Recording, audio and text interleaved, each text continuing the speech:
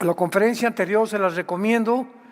Di un resumen muy claro acerca, número uno, de lo que está pasando en Siria, lo que sucedió hace 1 o 2 semanas, que es un evento inusitado, admirable, increíble, asombroso, que nadie, ni comentaristas, escritores, mucho menos, desde luego, politólogos, ni cristianos, ni yo siquiera, o los que estudiamos las profecías, íbamos a poder imaginarnos que Rusia se iba a salir de Siria junto con Irán. Simplemente porque Rusia tenía ahí en Siria la única base naval en el mar Mediterráneo. Y pues durante muchos años estuvo tratando de enseñar de que Rusia, en el capítulo 38 y 39 de Ezequiel, que se describe la guerra famosa de Gog y Magog, era Rusia.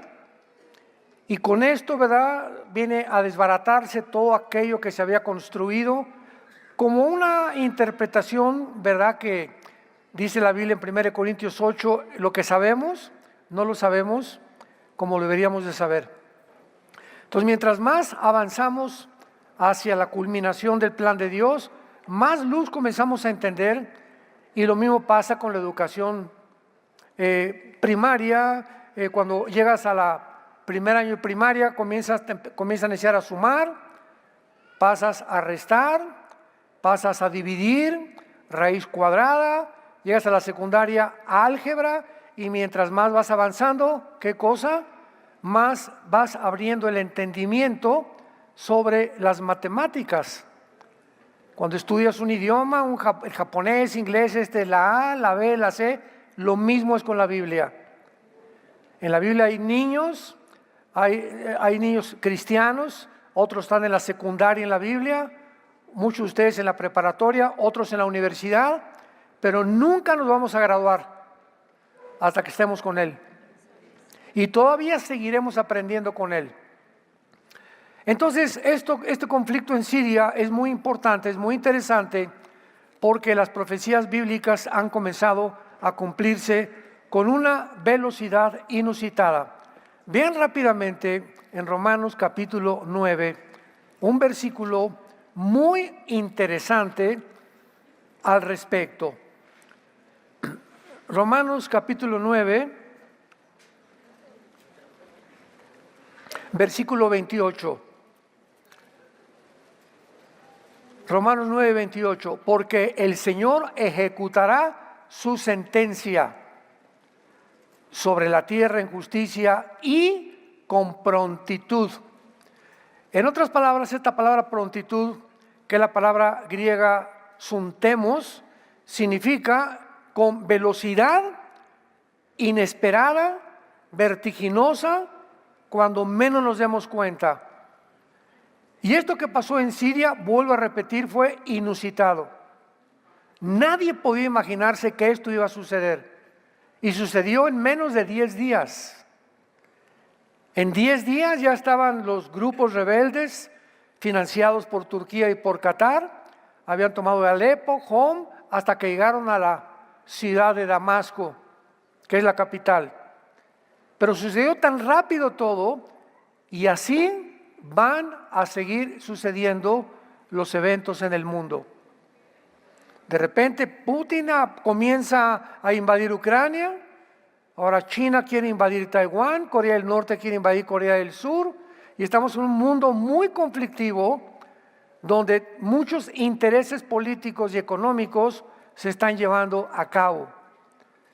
Y necesitamos esta guía que es la Biblia, para que no perdamos el camino.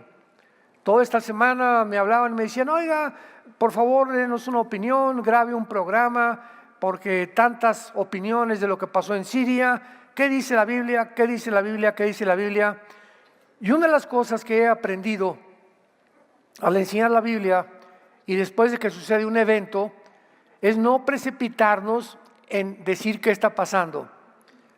Por ejemplo, cuando derramaron las Torres Gemelas el 11 de septiembre del 2001, ¿verdad? Decían que era la Babilonia de Apocalipsis 18 que estaba cayendo. Cuando las lunas de sangre aparecieron, se está cumpliendo la profecía de Joel capítulo 2. Y se adelantan tantas personas con el propósito de tener seguidores, de con un amarillismo profético no sano, viciado completamente, cantidad de redes sociales y cristianos y no cristianos con otros motivos equivocados para poder llamar la atención. Y hasta este día Dios me puso en mi corazón no solamente dar un reporte, sino es tan profundo esto que Dios puso en mi corazón dar una serie. O sea, varias conferencias, no sé, 4, 5, 6, vamos a llevar a cabo para poder tener el panorama completo, porque creo que va a ser una de las series más importantes que he compartido en dónde se encuentra el mundo actualmente y lo cerca que estamos de las profecías de que Cristo viene en cualquier momento por nosotros. Veamos en primer lugar en esta tarde lo siguiente. No cabe duda que Dios, el Espíritu Santo, ha comenzado a revelar que el Islam jugará un papel central en los eventos de los últimos tiempos. Me escucharon muy bien. Las últimas naciones con las cuales Cristo va a pelear en la guerra del Armagedón serán naciones islámicas. El grupo de naciones que va a formar el anticristo serán naciones islámicas. Y cuando comenzamos a entender, por ejemplo, 1973 aproximadamente, Irán se lleva casi a 200 personas como rehenes a Entebbe en África y entran a la embajada americana, los amarran a todos y por primera vez comenzó a sonar el nombre de Irán. Un grupo impresionantemente entrenado de judíos, entre ellos el hermano del actual ministro Benjamín Netanyahu, fue el único en morir en ese rescate en Entebbe, África, cuando fueron impresionantemente en la noche, llegaron con los aviones, sin que nadie se dio cuenta, se imaginan, rescataron a 202 casi diplomáticos y ciudadanos americanos. Y el primero en bajarse del avión fue Natán, el hermano del actual ministro Benjamín Netanyahu, y fue el único que mataron. Entonces, este estudio que vamos a ver nosotros tiene como propósito que tengamos una comprensión mucho más profunda, vamos a ahondar, vamos a hacer pozos ahora sí, acerca de cómo se están desarrollando, con qué rapidez, con qué velocidad va el mundo, que es tan rápido que mucha gente se va a quedar así y va a decir, ontoy. Y como en los días de Noé, comían, bebían, se daban en casamiento y no entendieron. Bueno, ¿qué hay de malo comer, beber y darse en casamiento? Eso no son pecados. No dice la Biblia como en los días de Sodoma y Gomorra, como en los días de cuando los Nefilim y los ángeles se mezclaron con mujeres en el diluvio, antes del diluvio. Dice, comían, bebían y se iban en casamiento. O sea, cuando todo esto comienza a suceder, el mundo no va a estar preparado. Cada quien en su rollo, ¿verdad? Me meto en mi círculo. Yo soy doctor, pues nada más, doctor, mi clínica, abogado, yo soy nada más, vendo tortas, nada más me preocupa vender mis tortas, dinero, poder sobrevivir, etcétera, etcétera. Y comenzamos cada quien a formar una cárcel individual como seres humanos, donde nos comenzamos a desalinear y a olvidar, número uno, de nuestra familia, que es la principal responsabilidad para un varón cristiano, principalmente para nosotros los varones, a quienes Dios nos ha encargado nuestra familia, de darles a nuestros hijos un buen ejemplo. Mi esposa tiene que ser la reina. Y te dice Dios, ay de a ti, Pancho Pistolas, el día que le pongas una mano a tu esposa, el día que dejes de ser caballero con ella, el día que dejes de tener detalles con ella, el día que cuando se suba al carro ya no le abras la puerta para que se suba, sino al revés, la quieres que se vaya en la cajuela. Ya tienes meses o años que no le mandas un ramo de flores, ya no le dices amor. Y cuando llegamos a ese punto en la vida, porque estamos tan enfrascados nada más, business, business, business, el negocio, hacer dinero, etcétera, etcétera, y se nos olvida lo principal, nuestros hijos, ya hace mucho que no te vas con él a patinar, al boliche, a ver una película con tu hijo, con tu hija, etcétera, etcétera, comenzamos a creer que somos cristianos. Y que con venir el domingo a la iglesia es suficiente. Y es el tiempo en que Dios comienza a sacudir todas las cosas para mostrarnos que la familia tenemos que ponerle la principal prioridad en nuestra vida cristiana. Y cuando hagamos eso, podemos entender y podemos agradar a Dios. Entonces, yo le digo a mis pastores continuamente, la iglesia y el ministerio no es nuestra prioridad, es mi esposa y nuestros hijos. En cuarto lugar, el ministerio. Igual en tu trabajo, tu clínica, tu bufete jurídico, tu pastel de tortas, tu pastel de chile, tu tienda de chiles rellenos, tu taller de carpintería, de mecánica, no es tu prioridad. Tu prioridad es tu esposa y tus hijos. Y Dios va a bendecir tu negocio o en lo que estás involucrado cuando tú le des prioridad a tu familia. Nunca se te olvide eso, porque es la palabra de Dios. En Daniel capítulo 12, vean ustedes Daniel capítulo 12, Dios le reveló al profeta Daniel que la verdadera comprensión de sus profecías, de todas las que Dios le dio a Daniel, permanecerían selladas hasta el tiempo en el que tú y yo estamos viviendo. Daniel 12, versículo 4 y versículo 9. Pero tú, Daniel, cierra las palabras y séllalas, o sella el libro. ¿Hasta cuándo? Hasta el tiempo del fin. Muchos correrán de aquí para allá y la ciencia o el conocimiento se aumentará, que son evidencias que hemos visto en el siglo XX. Del burro brincamos casi en 6,000 años al motor de gasolina, hasta el siglo XX.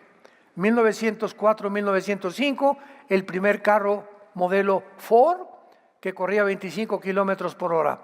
1906, los hermanos Albright intentan por primera vez volar. Del burro brincamos al motor de gasolina en menos de 50 años del siglo XX. Se inventa la gasolina, se inventa la penicilina, la fisión nuclear de las bombas atómicas, el hombre llega a la luna, la primera plataforma especial, el internet, el iPhone, los chips, todos los inventos que en toda la historia no se alcanzaron en el siglo pasado. Y entramos al siglo XXI y vamos, verá como cohete, ya que Marte, la robotización, la agenda esto, la agenda que acá, que por aquí, estamos en un mundo pero que va a una velocidad impresionante y toda esta tecnología el mundo la está usando desgraciadamente para el mal. Todo tiene una tendencia a la descomposición porque los seres humanos sacan de la ecuación a Dios y a su familia. Y nada puede funcionar si mi familia está mal. No voy a alcanzar nada en la vida y si lo alcanzo sin mi familia, las bendiciones, ya tengo dinero y ya llegué a gobernador y ya soy diputado y ya soy senador y ya soy presidente de la república. Aunque llegues a la cúspide y a la punta de tu éxito y te sientes allá arriba como Dios y como trono, si pierdes tu familia, se convierte todo eso en maldiciones. Dios convierte en maldiciones cuando tú llegas a, es lo que querías, te lo voy a dar, Ya querías un puesto, querías esto, querías fama, querías publicidad, querías ser un artista que te conocieran todos, vendiste tu cuerpo, vendiste esto, aquello, todo lo que tú hiciste lo sacrificaste a tu familia para estar donde tú estás. Pues ahora que tú alcances eso, voy a darte una lección. Te vas a dar cuenta que no vas a poder disfrutar nada de lo que has alcanzado, porque Dios no puede ser burlado. Qué lección tan importante Dios nos da.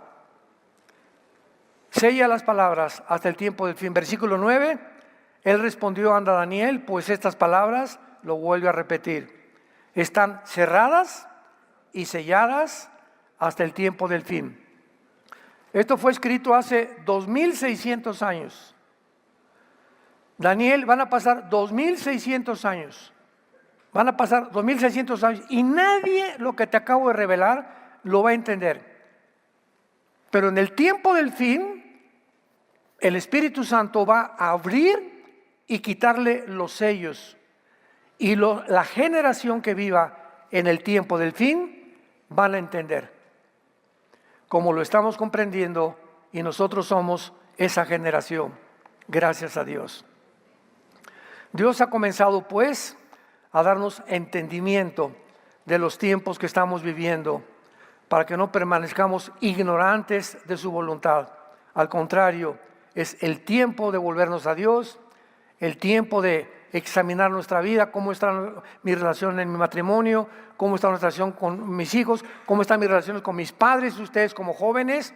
Es tiempo de poder arrepentirnos y de volvernos a Dios con todo el corazón. Vamos a ver en esta serie las increíbles similaridades entre las doctrinas islámicas de los últimos días y las profecías bíblicas de los últimos tiempos. Es increíble. Y claro que si tú no conoces la teología del Islam, casi nada del Corán, pues lo que oímos de los musulmanes es muy, muy reducido, muy limitado.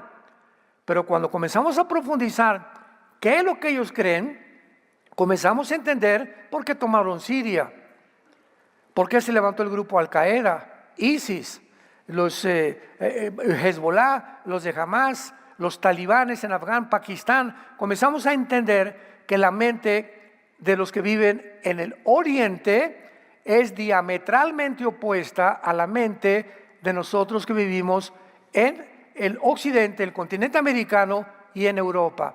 Pensamos completamente diferente como piensan ellos. Por ejemplo, dentro de la ley Sharia, que es el Islam, una mujer musulmana no se puede casar con un hombre musulmán, pero los hombres sí. Los hombres sí se pueden casar con mujeres no musulmanas.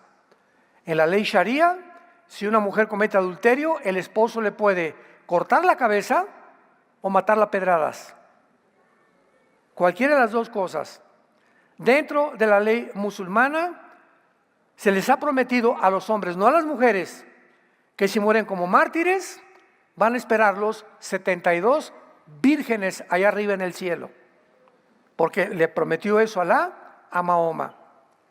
Y por eso los hombres se avientan a morir como mártires. Pero pregunta, ¿por qué las mujeres también hay mártires musulmanas que también se ponen bombas para morir como mártires? ¿Cuál es su motivación de esas mujeres? Simplemente el miedo. ¿Por qué? Porque Alá le dijo a Mahoma que las mujeres, que el infierno estaba lleno de mujeres. Y que la única forma en la que iban a librarse del infierno era muriendo como mártires. Vean ustedes el pensamiento, ¿verdad?, troglodita, prehistórico, irrazonable para nosotros en el occidente, de cómo piensan ellos. Entonces, cuando comenzamos a entender la forma de pensar de ellos, entendemos que son ellos los que quieren llevar al mundo a la Tercera Guerra Mundial. Porque el plan del Islam es el siguiente. Todo el Medio Oriente, vamos a ver, Egipto, Jordania, Siria, Irak, el Líbano.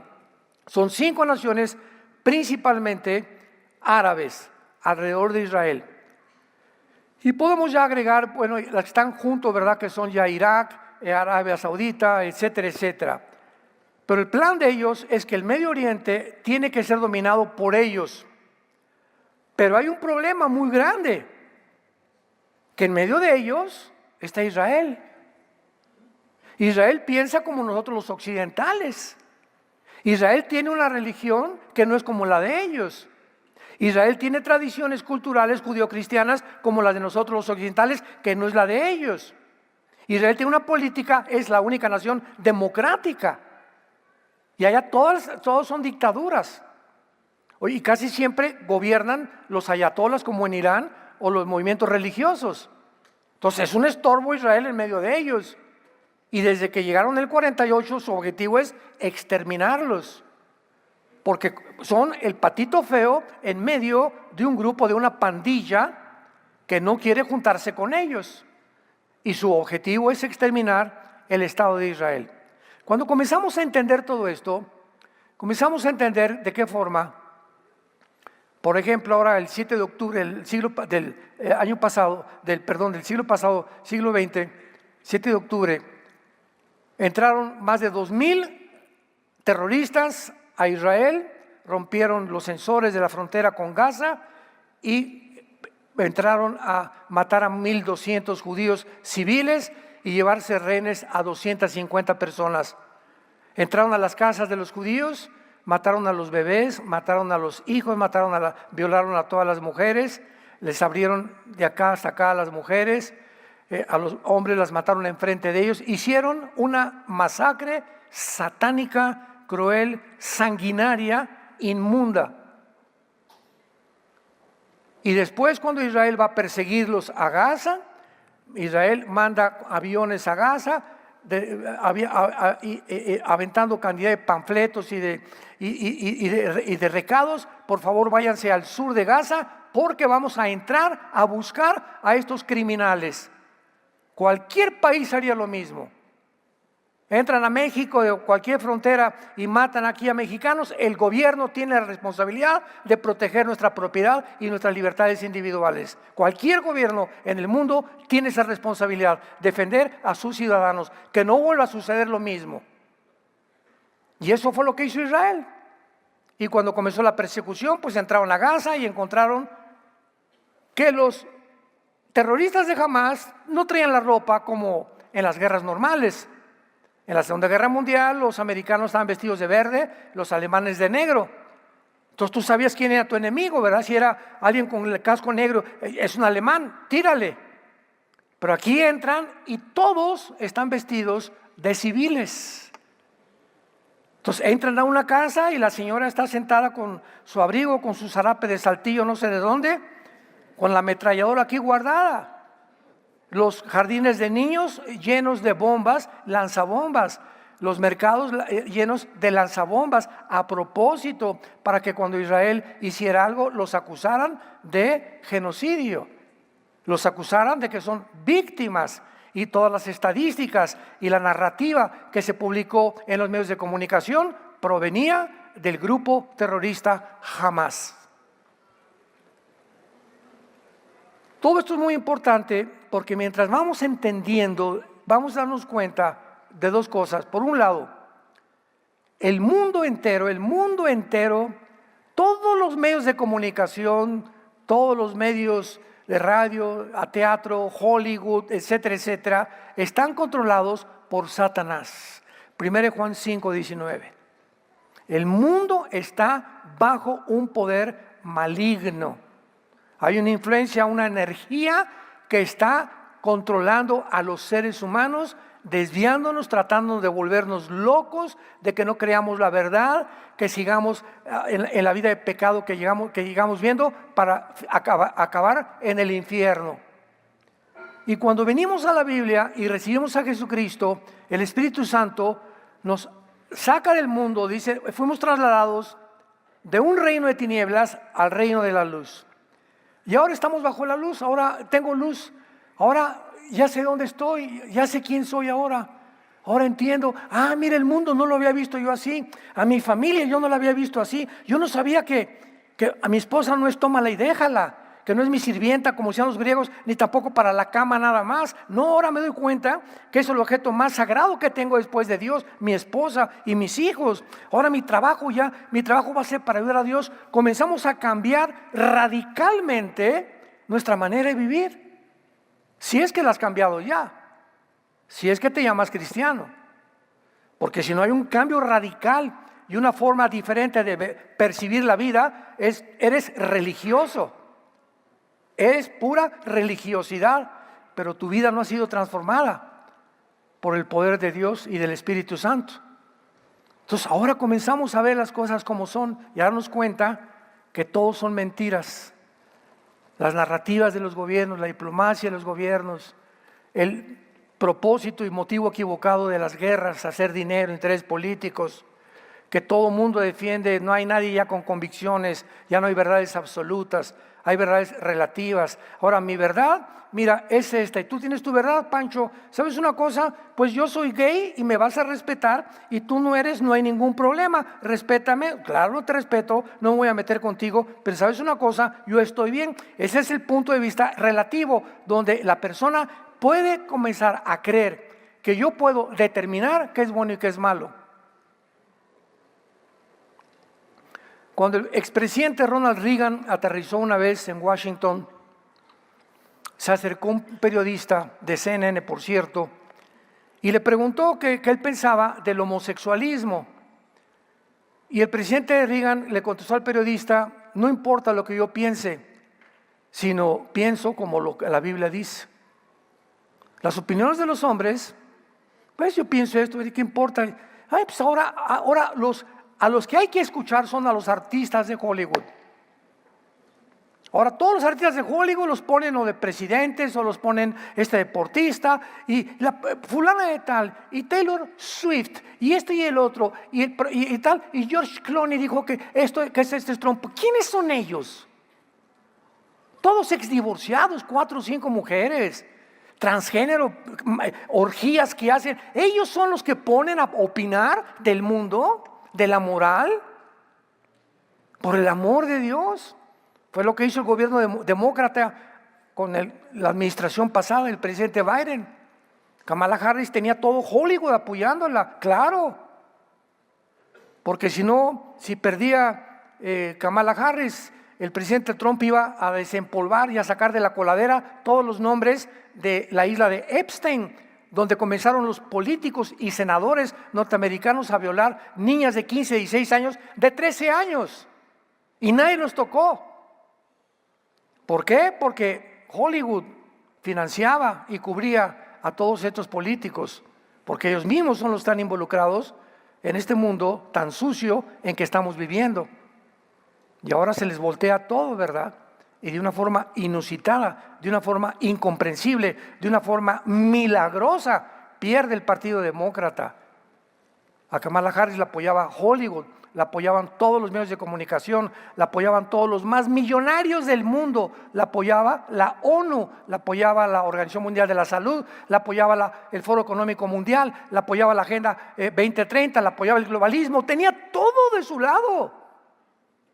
Y de repente, ¡pum!, no sale ella y sale otra persona que está a favor de la familia, en contra del aborto, en que ya no se hagan operaciones transgénero, en que los niños ya tengan el permiso de sus padres para cambiarse de sexo, y viene una revolución total que el diablo odia, y que el diablo está en contra de todo aquello que favorezca a la familia. Pero ahora ya lo comprendemos, porque tenemos la Biblia. Pero antes, no, Trump tiene cara de Rottweiler, no voy a votar por él. Papacito, no vas a votar por la cara que tiene, sino por la agenda. Aprende a ser político y ciudadano. Obama tenía cara de simpático y de empático. Hugo Chávez era lo más chistoso que hay, le caía bien a todo mundo. Si estamos buscando gente simpática, votar por su cara, qué equivocados estamos. ¿No hemos madurado como ciudadanos? Votamos por la agenda. ¿Qué agenda tienes? No me importa que te vistas de Cepillín. ¿Qué agenda tienes? ¿A favor de qué estás? Si estás a favor de la familia, voto por ti. Pero ¿qué desinformación del mundo? Yo estuve en una reunión en Miami y me dijeron una vez, por favor, que acompañara a un pastor en una ciudad de Estados Unidos, porque iba a platicar con más de 60 pastores latinos en Estados Unidos que iban a votar por Kamala Harris. Me dice el pastor, ¿qué les digo? Le dije, diles que se arrepientan. Pero es interesante porque comenzamos a ahondar en este asunto y me dice, mira Armando, le dije, ¿cómo? O sea, no entiendo, de veras son pastores, me dijo, más de 60 pastores latinos que quieren votar por Kamala Harris. ¿Y cuál es el problema? El problema surgió que comenzó a difundirse en Estados Unidos la narrativa y en el mundo entero, cuando entre Trump va a sacar a todos los ilegales de Estados Unidos. Y más de la mitad de los pastores latinos en Estados Unidos son ilegales. Vamos a seguir esta línea de lógica elemental. Entonces yo soy pastor, si entra Trump me van a sacar. Pero es una mentira, vuelvo a repetir, eso no fue lo que dijo Trump.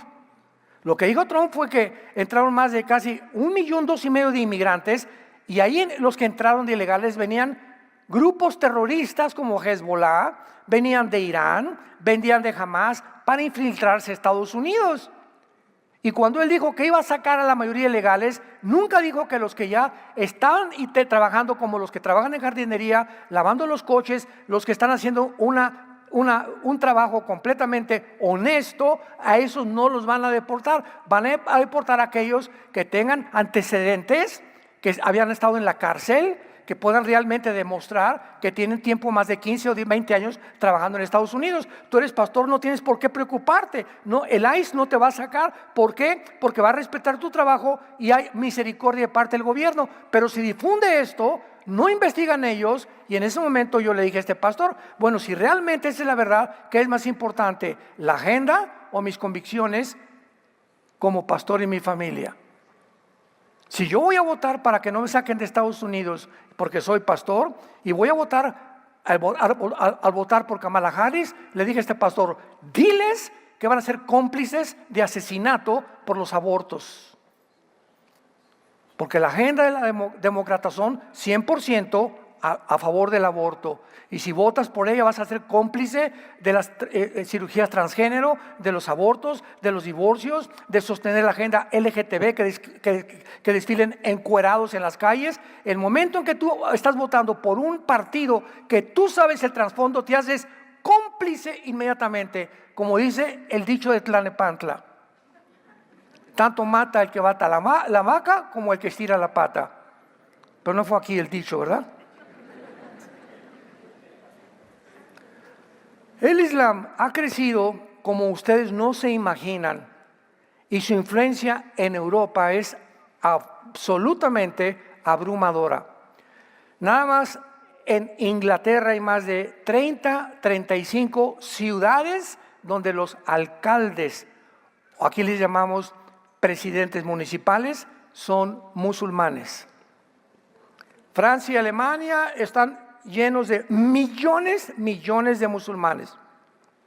Muchos huyeron, la guerra en Siria, la guerra civil, comenzó en el 2011, y huyeron de Siria y de Irak, entraron por Grecia, España, y han venido, ¿verdad?, a invadir completamente Europa. Y no han venido a ayudar a las naciones, han venido a institucionalizar, a declarar, a establecer, a implementar la ley Sharia donde quiera que ellos entren. Hagan de cuenta que llegaron aquí a Tlalnepantla y llegaron un grupo de 10 o 15 musulmanes. Bueno, con mucho gusto, les damos amistad a coreanos, a todo el mundo, ¿verdad? Como Estados Unidos es un país completamente políglota, es internacional, ¿verdad? Hay de todas las naciones del mundo. No, eres chino, vienes a trabajar con mucho gusto, chino, japonés, alemán, hay trabajo para todos, pero no vengas a imponernos que nosotros que tenemos los fundamentos judeocristianos, que quieras que cambiemos nosotros nuestras tradiciones, nuestra perspectiva del mundo, y a la fuerza, si no lo creemos, nos quieran matar. porque es la única religión que obliga a que acepten el Islam bajo pena de muerte. Y una mujer que abandone el Islam siendo musulmana está condenada a que la maten a pedradas. En 1979 vemos, ¿verdad?, cómo se espantó el mundo cuando el ayatollah Khomeini de Irán toma la embajada de Estados Unidos con 54 rehenes por 444 días. En ese tiempo muy pocos sabían del Islam, muy pocos, y casi nadie entendía sus verdaderos motivos. ¿Por qué ese odio contra Estados Unidos y el cristianismo? ¿Por qué? El segundo incidente se llevó en 1993, cuando el World Trade Center fue sacudido por una bomba por musulmanes extremistas, y otra vez no había explicación por qué sigan atacando Estados Unidos o iglesias cristianas o matando cristianos o judíos también en Europa. Y el tercer incidente, cuando el Islam ya comenzó a darse cuenta el mundo de que, oye, espérame tantito, aquí este grupo está bastante peligroso, fue el 11 de septiembre del 2001, cuando 19 extremistas musulmanes árabes tomaron 4 aviones comerciales. 2 los estrellaron contra las Torres Gemelas de Nueva York, 1 contra el Pentágono, y otro, el cuarto avión, no pudo llegar a la Casa Blanca porque iba dirigido a estrellarse contra la Casa Blanca, pero los pasajeros del cuarto avión, de alguna forma heroica, ¿verdad?, se levantaron, agarraron a los terroristas, pero el avión se tuvo que estrellar, no pudieron evitar matarse junto con los terroristas. En este tercer incidente, ya el del 11 de septiembre, se vislumbró que era una declaración de guerra del mundo islámico en contra de las naciones occidentales, y el presidente en aquel tiempo, George Bush, inicia lo que se llamó la primera guerra contra el terrorismo. Recordamos que fue la época al principio del siglo en que nos encontramos, que comenzaron a mandar ya aviones en contra de Irak, en contra de Saddam Hussein, que quiso invadir Kuwait y que querían otra vez el control ya quería Saddam Hussein convertirse en el líder del mundo musulmán. Finalmente lo encontraron en un pozo de 3 metros de profundidad, lleno de barbas, lleno de piojos. Los mismos iraquíes, los ciudadanos de Irak, lo ahorcaron y lo juzgaron bajo las leyes de Irak. Y ahora la pregunta es, ¿cuál es el papel del Islam en los últimos días? Y esta es la razón de esta serie. Ya cuando nos damos cuenta que algo está ya muy caliente, como lo que acaba de pasar en Siria, donde ya todo el mundo está ahorita concentrado en lo que pasó en Siria, de una forma repentina, súbita, inesperada, asombrosamente increíble. En 10 días llegan y conquistan y sacan a Rusia y sacan a Irán. Esto es un evento que jamás habíamos visto, con la rapidez con lo que sucedió todo. Una dictadura de 50 años de la familia Assad. Este era el tercer hijo, fue el abuelo, el papá, y ahora el hijo. 50 años estuvieron de dictadores en Siria. Él sale corriendo hacia Rusia, Rusia se va y abandona su base naval, sale Irán y se acaban Hezbollah y se acaban los grupos terroristas en contra de Israel. Esto es algo que nos sacude, que nos alarma. Por un lado, tiene su lado positivo, lo dije en la primera conferencia, y su lado negativo. Pero ahorita, todo esto que está pasando, Israel no puede confiarse, porque como ellos no tienen palabra de honor, ni ellos nunca dicen la verdad, esto puede convertirse en un avispero que está pavimentando el camino para que el anticristo surja de esa región geográfica, precisamente del mundo. En los próximos estudios vamos a explorar el papel exacto que el Islam va a jugar a la luz de la Biblia en los tiempos finales. Porque desde el tiempo que estamos ahorita hasta la gran tribulación de Jesucristo, el Islam va a comenzar a gobernar el mundo.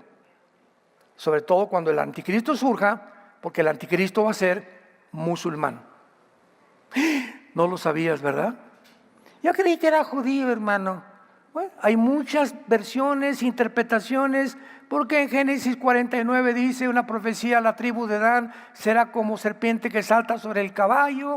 En Daniel capítulo 11, versículo 35 al 37 dice: del Dios de sus padres no hará caso. Eso habla que es judío. O sea, hay 2 o 3 pasajes donde parece que es judío, pero cuando examinas claramente que todos los líderes del Antiguo Testamento, los líderes que ocupan o lo que van a protagonizar el final de los tiempos y el liderazgo de los últimos tiempos, a este líder se le llama el asirio.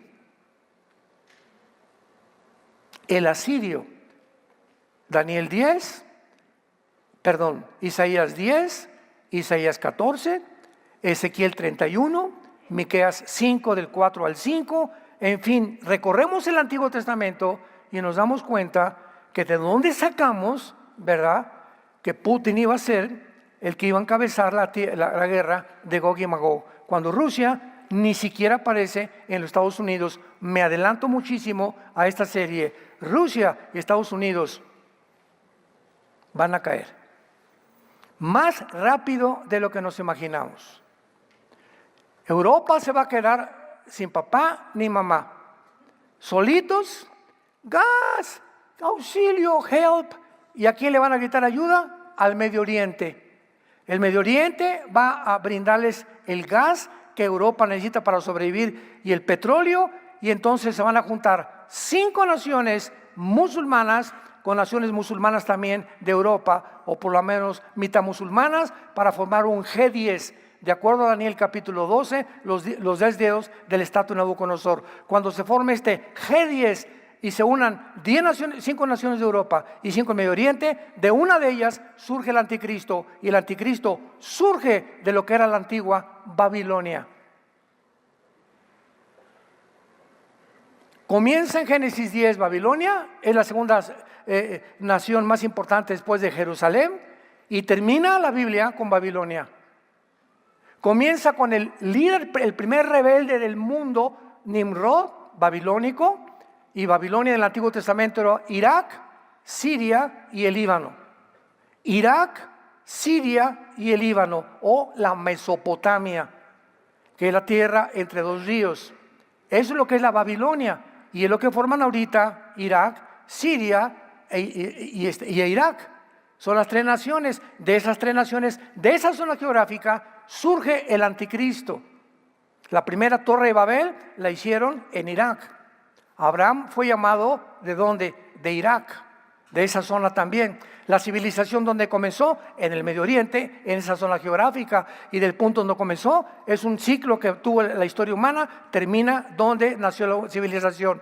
La Tercera Guerra Mundial se llevará a cabo en la tierra de Israel, con las naciones musulmanas en su último intento para derrocar a los judíos. Los judíos van a ser traicionados por el Mahdi, el famoso anticristo para nosotros, y entonces va a tener que venir Jesucristo con todos nosotros para combatir con todos los ejércitos del anticristo y nosotros establecer el reino milenial o el reino mesiánico en este mundo contigo y conmigo.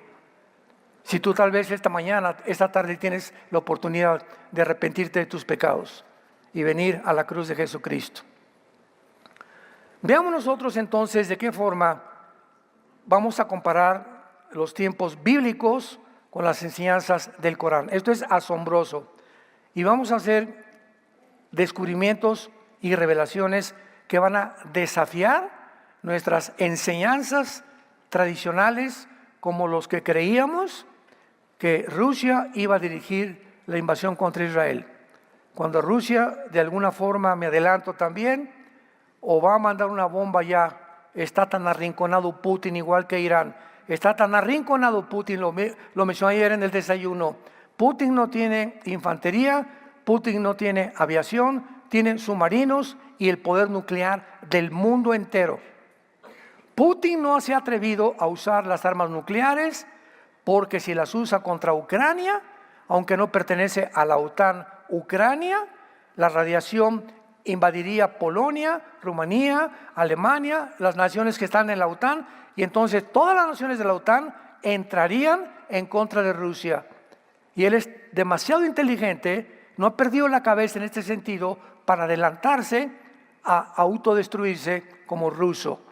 Pero el que sí lo va a ser el que se encuentra ahorita en la Casa Blanca, el expresidente Joe Biden. Ahora que sucedió el papel en las elecciones que ganó el presidente Trump o los republicanos, Kamala Harris huyó a Hawái. Ahora, hace una semana, Assad huyó a Rusia.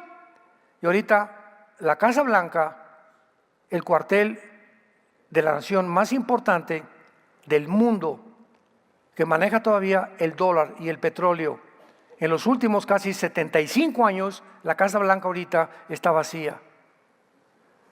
Solamente el presidente Biden ya ni siquiera asiste a la Casa Blanca, va por acá y va por allá. Y él insiste en que lo único que permanecería en la guerra, permanecería en el poder los demócratas, es con una guerra. Y hace 4 días le ordenó a Zelensky, el presidente de Ucrania, lanza misiles en contra de Moscú. Él está provocando una guerra, porque si hay una guerra, él se queda más tiempo como presidente. Jesús, María y José y el burrito que los acompaña. De aquí al 20 de enero, escúchenme muy bien, de aquí al 20 de enero del año que entra, que es cuando entra el nuevo presidente, de aquí al 20 de enero el mundo se encuentra a la orilla de un abismo. No sabemos qué puede pasar este mes y los primeros 20 de enero. Van a ser los días más trágicos que hemos vivido hace muchísimos siglos. Los más peligrosos en que el mundo se ha enfrentado. Y por eso les estoy gritando, vuélvanse a sus familias, pídanle perdón a Dios, arrepintámonos de lo que tengamos que arrepentirnos, porque esto está a punto ya de volar.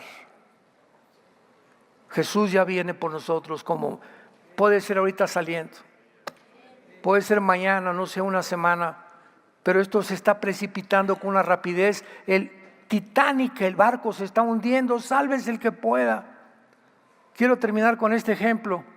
Antes del Titanic hubo otro barco muy importante que se comenzó a hundir, pero en ese barco iban 25 muchachos cristianos, dicen que pertenecían al grupo, la organización de Salvation Army. Entonces el barco se comenzó a hundir y una muchacha que traía un salvavidas estaba ya nadando y vio a un hombre que se estaba ahogando y se quitó el salvavidas la muchacha como de 20, 25 años y le aventó el salvavidas al hombre que se estaba ahogando. Y el hombre que estaba ahogando le dijo a la muchacha, ¿pero por qué me hace el salvavidas? Sálvate, tú estás más joven. Y ella le contestó, es que yo ya sé a dónde voy a ir y usted no. Y si le doy el salvavidas, Dios le está dando tiempo para que se arrepienta y me siga después.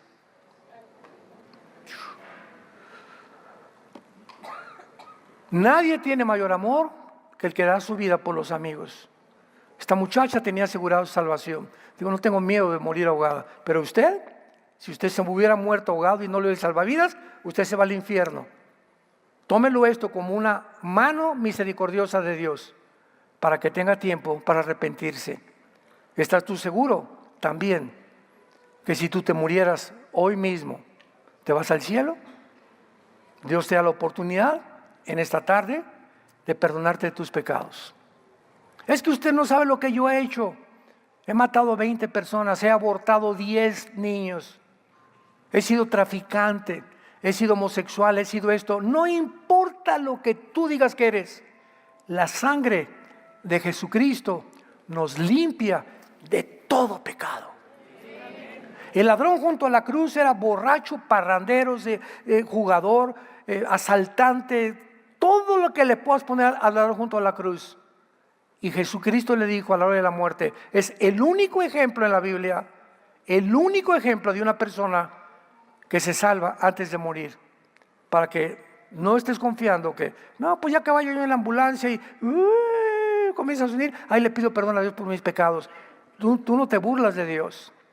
Dios te va a contestar y te va a decir: yo te di la oportunidad hace un mes, ahorita ya no te puedo dar la oportunidad. Es cuando oyes mi voz, no te endurezcas. Y hoy Dios te está hablando y te está diciendo que esta oportunidad que hoy te da, tú no sabes si mañana amaneces, ni yo tampoco. Cuando oigas su voz, ven a Cristo, ven a Él, que te va a recibir con los brazos abiertos, y todos tus pecados y todas las maldades que tú hayas hecho van a ser completamente enviadas al oriente y al occidente. Y así como están tan distanciados el oriente y el occidente, Dios nunca se volverá a acordar de nuestra vida pasada. Nunca, jamás. Un ejemplo grandísimo es: ¿sabías que se convirtió el Chapo? ¿Cómo es posible que esa? Sí, se convirtió. ¿Qué? ¿No te gustó? Se llama gracia. ¿Qué es la gracia? Que Dios nos perdona cuando no lo merecemos. Pablo dice en 1 Timoteo capítulo 1: a mí, siendo perseguidor y asesino de cristianos, yo maté cristianos, yo Pablo, que después convertí en apóstol, Dios me llama y me perdona para que yo sea ejemplo de los que también habían de creer en Él. Porque si me perdonó a mí, también a ti te puede perdonar. Porque Él en la cruz pagó exactamente lo que nosotros no podíamos jamás lograr con nuestras buenas obras. Esto se llama la gracia. Y en esta tarde Dios te dé esa gracia si vienes a la cruz. Oremos.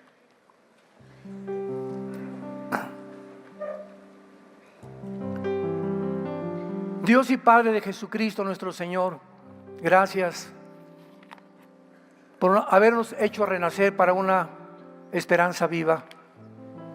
Que eres tú, Jesús, que venciste la muerte, venciste el pecado y venciste a Satanás. Y ahora nos ofreces resucitado una vida igual que la tuya, resucitada cuando muramos, o tal vez antes, cuando vengas por nosotros. ¿Qué tengo que hacer?, me preguntarás. Simplemente en este momento dile a Dios: Señor mío y Dios mío, me arrepiento de mi vida. Ya no quiero ser igual. Sé que yo no tengo el poder para cambiar,